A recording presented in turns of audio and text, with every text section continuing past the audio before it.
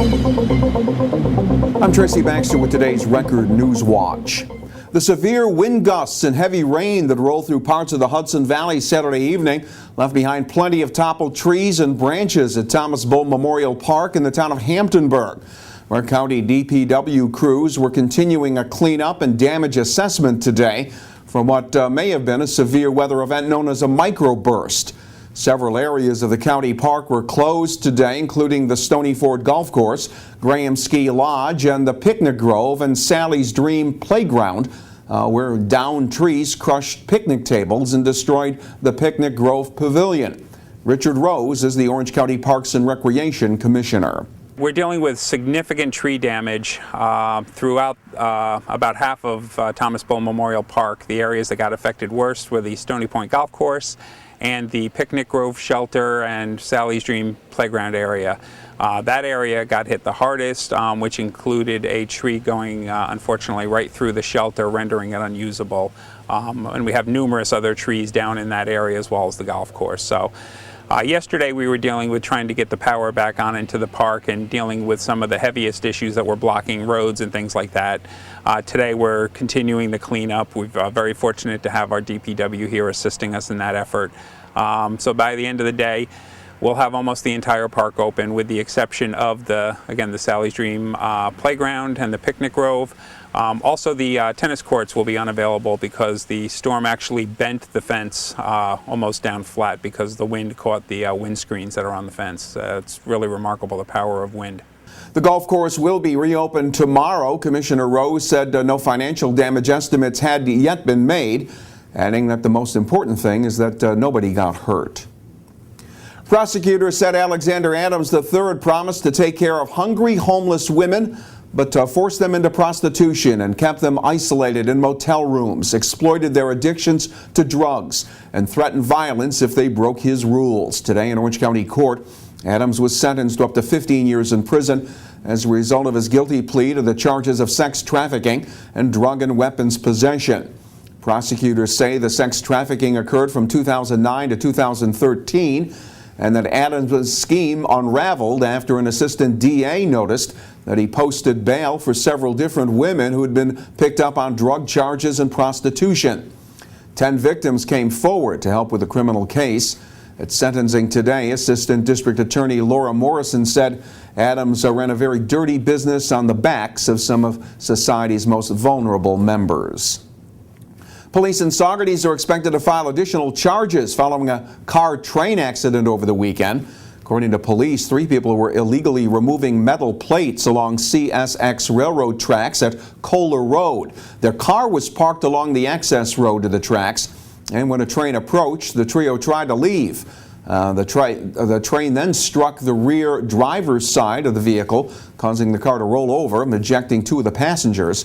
32-year-old Dawn Wager and 57-year-old Lawrence Williams, both of Kingston, were hospitalized with undisclosed injuries. The third person, 32-year-old Patrick Mascalino of Kingston, was charged with misdemeanor petty larceny and trespass. Saugerties police say additional trespassing and larceny charges are expected to be filed once the investigation is complete. Orange County Executive Steve Neuhaus has taken the County Board of Elections to task, saying the actions taken by its commissioners regarding the issue of poll watchers in Kiryas Joel has resulted in many voters having lost faith in the Board of Elections to fulfill its duty to conduct fair and honest local elections. Neuhaus says Board of Elections leadership has shifted its position at the last minute with respect to election inspectors in a manner that has, quote, sadly degraded voter confidence. Back on Friday, the Board of Elections had rescinded election inspector certifications for several members of the United Monroe Citizens Group in Kiryas Joel due to, quote, cultural issues. But the county's election commissioners have reportedly agreed to examine their existing protocols. The Elections Board acknowledged irregularities during last November's election when certified United Monroe poll watchers were removed from polling places in Kiryas Joel. A major focus of Orange County's first annual health care forum held in Newburgh last Friday was the need to make further improvements in services for the county's veterans. Speakers at the symposium included Kevin Grundig, the coordinator of the Vet-to-Vet Assistance Program set up by a grant through the Mental Health Association of Orange County. Grundig, a veteran himself, says while they've been successful in getting more local vets tied into the resources provided by various agencies, more can be done to make contact with veterans sooner. Start back before they get out of the military. When we get out, we're used to a lot of structure. So as soon as we're discharged, we're given some paperwork and say good luck. I think before we get out, there needs to be an interaction between community and the veterans getting out so that they know that if they're getting discharged, say from Stewart, they're already familiar with the resources in Orange County.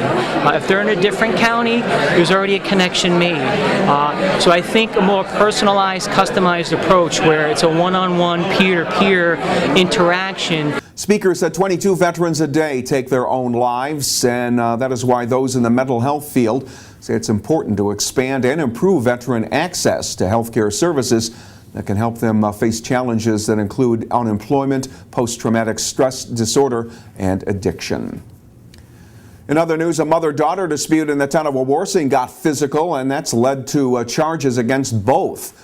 State police were called to the residence where they say 21-year-old Carissa Durant was holding her 22-month-old son in her arms when she was pushed to the ground by her mother, 41-year-old Elizabeth LaBelle.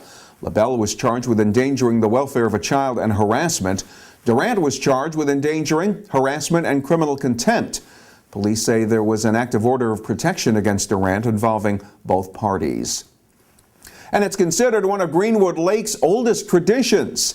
And Saturday, once again, a section of Windermere Avenue in the village was turned into a racetrack for the 39th annual Greenwood Lake Bed Race. Teams were encouraged to decorate a bed and make it fit for racing with a rider aboard. So what makes a fast bed? Good wheels. Good wheels, and people just have a lot of speed.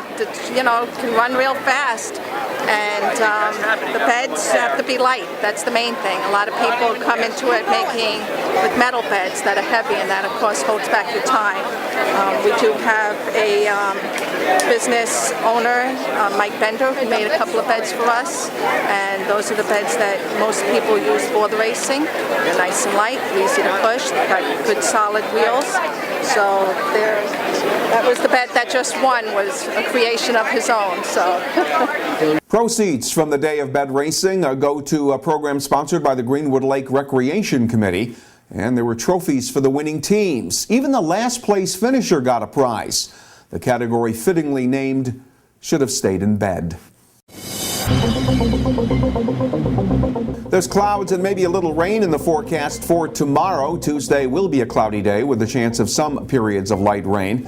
Temperatures will reach the middle 70s. Wednesday will be partly sunny and pleasant, with the highs getting up around 80 degrees. Stay informed by starting your day with the Times Herald Record, and stay connected to news whenever and wherever it breaks right here at Record Online. For Record Newswatch, I'm Tracy Baxter.